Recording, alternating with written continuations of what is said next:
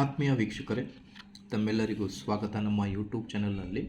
ವೀಕ್ಷಕರೇ, ಇಂದಿನ ಈ ಒಂದು ವಿಡಿಯೋದಲ್ಲಿ 7ನೇ ವೇತನ ಆಯೋಗದ ಪ್ರಕಾರ ನಮಗೆ ಡಿ ಎ ಲೆಕ್ಕಾಚಾರ ಹೇಗಿರುತ್ತೆ, ಡಿ ಎ ಕ್ಯಾಲ್ಕುಲೇಷನ್ ಹೇಗಿರುತ್ತೆ, 1/8/2024 ಪ್ರಕಾರ ನಾವು ಡಿ ಎಯನ್ನು ಹೇಗೆ ಕ್ಯಾಲ್ಕುಲೇಟ್ ಮಾಡುವುದು ಅನ್ನೋದ್ರ ಬಗ್ಗೆ ಒಂದು ಚೂರು ಲೆಕ್ಕಾಚಾರವನ್ನು ತಮ್ಮೊಂದಿಗೆ ಶೇರ್ ಮಾಡ್ತಾಯಿದ್ದೀನಿ. ಭಾಳ ಶಾರ್ಟ್ ಡ್ಯೂರೇಷನಲ್ಲಿ ಈ ವಿಡಿಯೋ ಕಂಪ್ಲೀಟ್ ಆಗುತ್ತೆ. ಸೊ ಹಾಗಾಗಿ ಕ್ಲಿಯರಾಗಿ ನೋಡಿ ಡಿ ಎ ಲೆಕ್ಕಾಚಾರ ಹೇಗಿದೆ ಅನ್ನೋದ್ರ ಬಗ್ಗೆ ಬಹಳಷ್ಟು ವೀಕ್ಷಕರಿಗೆ ಕನ್ಫ್ಯೂಷನಲ್ಲಿ ಕಮೆಂಟ್ ಮಾಡ್ತಾಯಿದ್ರು. ಹಾಗಾಗಿ ಈ ಒಂದು ವಿಡಿಯೋದಲ್ಲಿ ತಮ್ಮೊಂದಿಗೆ ನಾನು ಆ ಒಂದು ಇನ್ಫಾರ್ಮೇಷನನ್ನು ಶೇರ್ ಮಾಡ್ತಾಯಿದ್ದೀನಿ. ವೀಕ್ಷಕರೇ, 7ನೇ ವೇತನ ಆಯೋಗ ಜಾರಿ ಆಗೋದಕ್ಕಿಂತ ಮುಂಚೆ ನಮ್ಮ ಡಿ ಎ ಎಷ್ಟಿತ್ತು ಅಂತ ನೋಡ್ತಾ ಬಂದರೆ 42.5% ಡಿ ಎ ಇತ್ತು. ಓಕೆ, ಸೊ ಇದು 42.5% ಡಿ ಎ ಯಾವಾಗಿತ್ತು? 7ನೇ ವೇತನ ಆಯೋಗ ಜಾರಿ ಆಗೋದಕ್ಕಿಂತ ಮುಂಚೆ ಇರುವ ನಮ್ಮ ಡಿ ಎ 42.5%. ಓಕೆ, ಸೊ ಈ 42.5% ಡಿ ಎಯಲ್ಲಿ ನಮ್ಮ 31% ಡಿ ಎ ಏನಿದೆ, 31% ಡಿ ಎ ಎಲ್ಲಿ ಹೋಯಿತು? ಫಿಟ್ಮೆಂಟ್ನಲ್ಲಿ ಮರ್ಜ್ ಆಯಿತು. ಹೇಗೆ?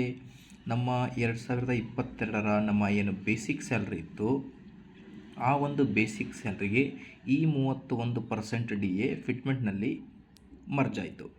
ಓಕೆ, ಸೊ ಹಾಗಾಗಿ ಈಗ 42.5%ನಲ್ಲಿ 31% ಕಳೆದರೆ ಎಷ್ಟು ಉಳಿತು? ಓಕೆ, ಸೊ ಇಲ್ಲಿ 5 ಪಾಯಿಂಟ್ 2ರಲ್ಲಿ 1 ಹೋದರೆ 1, 4ರಲ್ಲಿ 1, ಸೊ ಎಷ್ಟು ಉಳಿತು? 11.5% ಈಗ ಡಿ ಎ. ಓಕೆ, ನಮ್ಮ ರಾಜ್ಯ ಸರ್ಕಾರದಿಂದ ಇರುವ ಒಂದು ಡಿ ಎಯಲ್ಲಿ 31% ಬೇಸಿಕ್ಗೆ ಆ್ಯಡ್ ಆದಮೇಲೆ 42.5ನಲ್ಲಿ 11.5% ಉಳಿತು. ಸೊ ಈ 11.5% ಏನು ಡಿ ಎ ಇದೆ, ಓಕೆ, 42ರಲ್ಲಿ 31 ಕಳೆದು ಹೋದರೆ ನಮಗೆ 11.5 ಇತ್ತು, ಹಾಗಾಗಿ 11.5% ಬರ್ಕೊಂಡಿವಿ. ಈಗ 7ನೇ ವೇತನ ಆಯೋಗದ ಶಿಫಾರಸ್ಸಿನಲ್ಲಿ ಏನು ಕೊಟ್ಟಿದ್ದಾರೆ? D A central government, okay, ಕೇಂದ್ರದ 1% ಡಿ ಎಗೆ ನಮ್ಮ ರಾಜ್ಯ ಸರ್ಕಾರ ಎಷ್ಟು ಕೊಡ್ತಾ ಇದೆ? 0.722 ಕೊಡ್ತಾ ಇದೆ. ಓಕೆ, ಕೇಂದ್ರದ 1%ಗೆ ರಾಜ್ಯ ಸರ್ಕಾರ 0.722 ಕೊಡ್ತಾ ಇದೆ. ಸೊ ಹಾಗಾಗಿ 11.5 ಏನು ಡಿ ಎ ಉಳಿದಿತ್ತು ಅದಕ್ಕೆ ಇಂಟು 0.722. ಓಕೆ, ನೀವು ಈ ಥರ ಒಂದು ಕ್ಯಾಲ್ಕುಲೇಷನ್ ಮಾಡಿದರೆ ನಿಮಗೆ ನೋಡಿರಿ, 11.5 ಇಂಟು 0.722 ಮಾಡಿದರೆ ನಮಗೆ ಬರೋದು 8.3%.